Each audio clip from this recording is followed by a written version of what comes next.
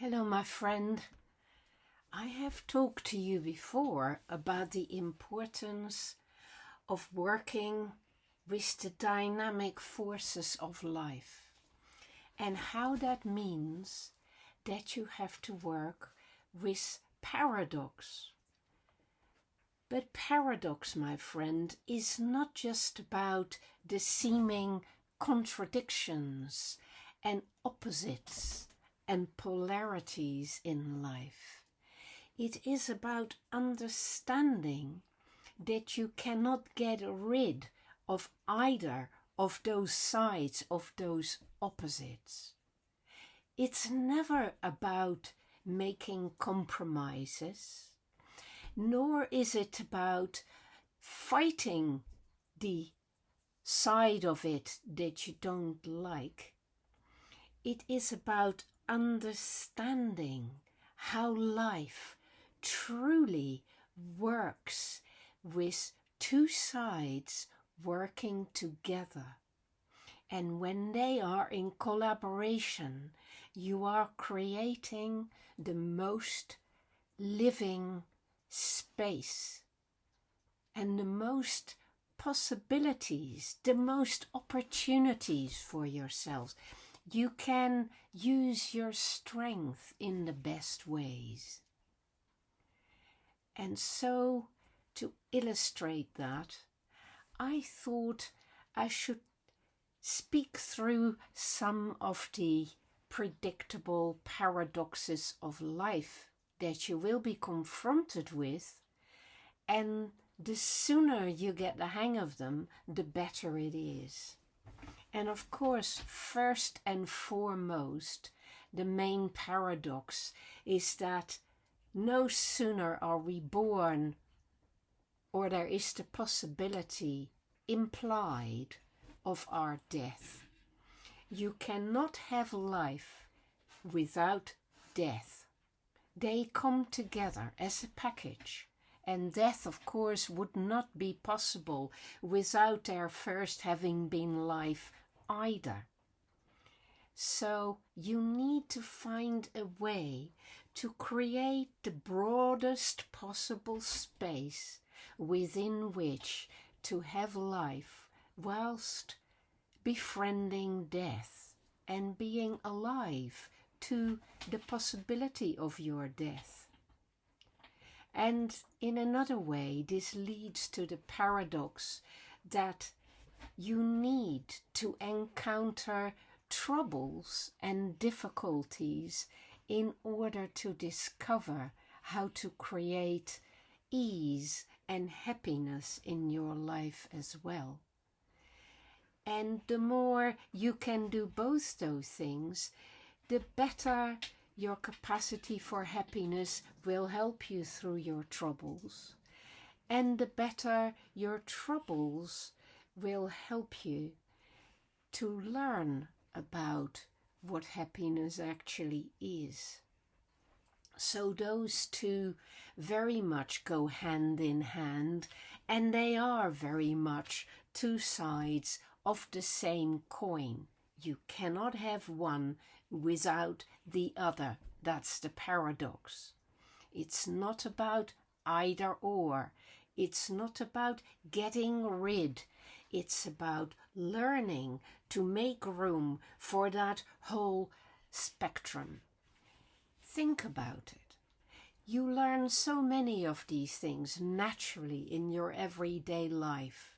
So you learn, for instance, that if you disagree with another person, the more you argue against them, and the less they will listen to you and pay attention to your side of the argument. And the reality usually is that both sides need to be heard, and each side is highlighting something important that has created an opposition, but that can actually best be resolved by both of you learning to see it from that different direction, that different aspect of the situation, so that it isn't necessarily a conflict. It's just two different lights on different aspects of the same thing. So the more you listen to the other, and the more you will be heard.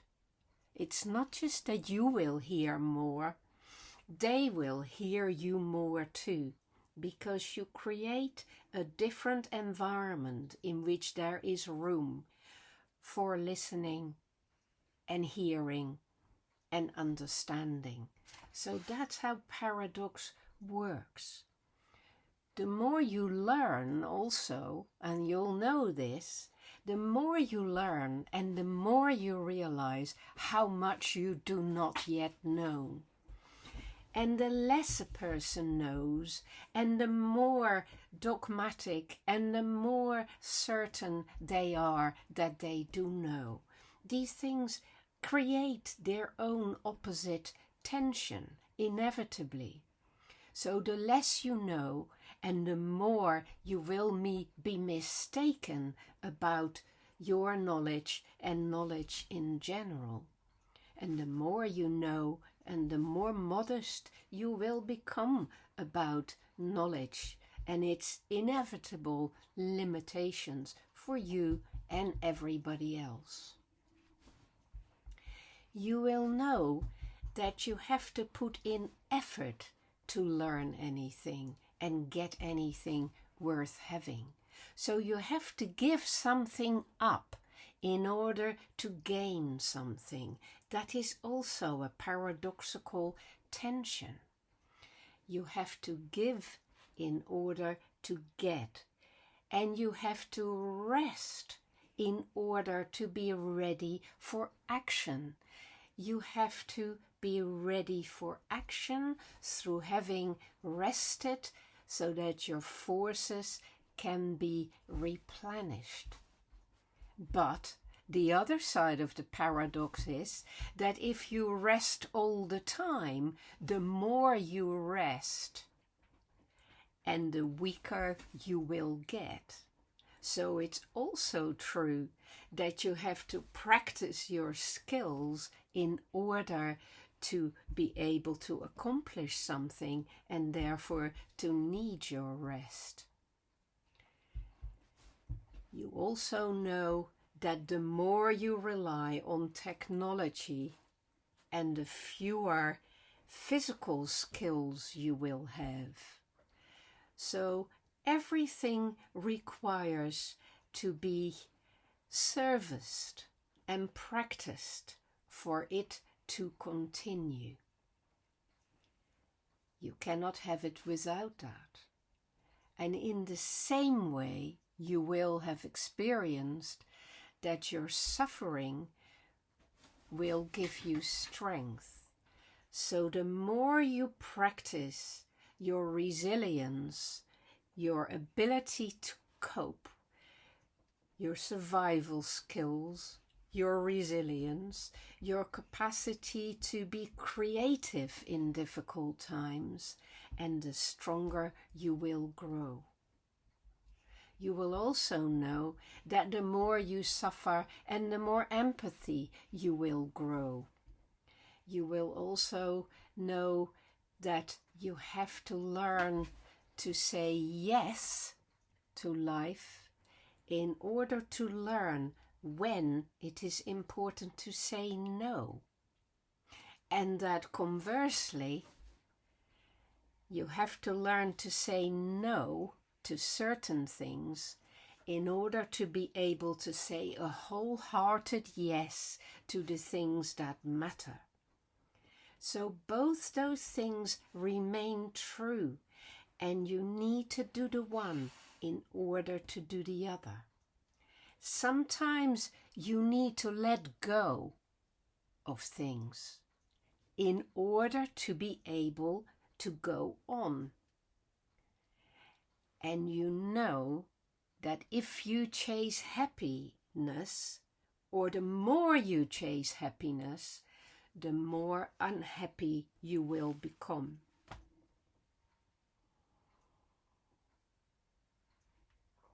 The same, my friend, is true for perfection. The more you aim for perfection, and the more disappointed with reality you will become. And the more tight you are in everything, the more uptight you get, the more tightly you love, the more those things you're tight about will escape from you and flee from you. So the more relaxed and confident you are, and the more things will ease up and go well. If you worry about your health, conversely, you will start to see illness everywhere. And so it will become part of your life. You have to be free and easy with these things. And sometimes you have to let go and give up on things in order for them to come to you quite freely. And you have to make room for the new.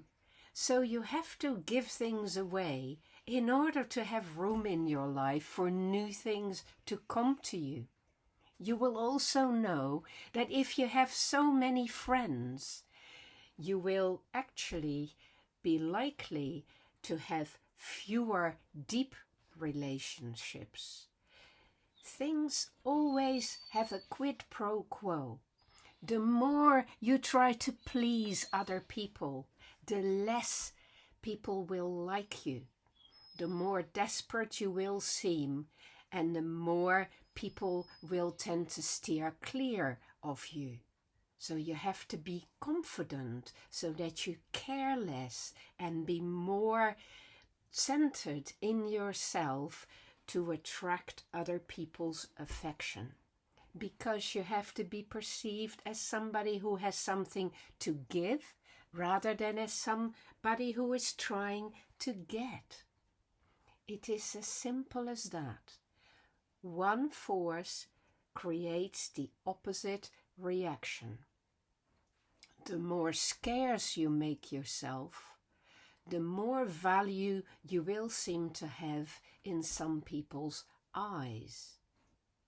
The more control you try to exert over other people, and the less people will follow you, because they will feel it is forced upon them, and that will repel them rather than pull them in. The more you let go, and the more you learn to trust, and the freer you will become to commit to things.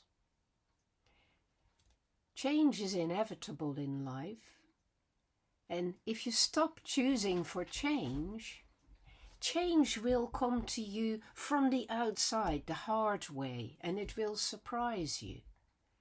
So the easier you stay on your feet with change, and the more you will be able to manage and preempt change by yourself.